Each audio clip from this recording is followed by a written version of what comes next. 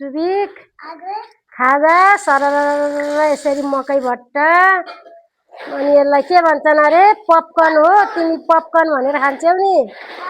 popcorn हो सानै नचला ल ल पपकर्न दिन्छु दादालाई ल दादालाई पपकर्न ल पपकर्न खाऊ खाजा चाउचाउ बिस्कुट खान हुन्न सधैँ यही खानुपर्छ सानी पनि यही खाऊ है तिमी नखाऊ चाउचाउ बिस्कुट नखाऊ सबैले यही खानी हो ल खाजा बेसरमा होइ लर पनि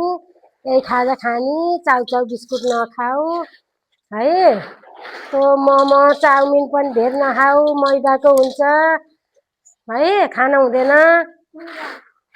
फेरि पछि जाम हुन्छ पेटमा जुगा पर्छ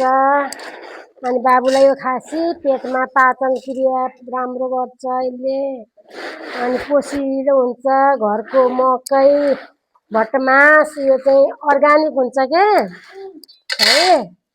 यस्तै यस्तै खाजा खानुपर्छ स्कुलबाट आऊ स्कुलमा खाजा खाएको खाजाले फेरि घर आएर यो पपकर्न भटमास मिसाएको यो खाऊ मम्मी बाबा तिमी सानी पनि यही खाऊ है हस् कति राम्रो हुन्छ यसले स्वास्थ्यको लागि कति धेरै फाइदा गर्छ जङ्क फुड खान हुँदैन है जङ्क फुड खान हुँदैन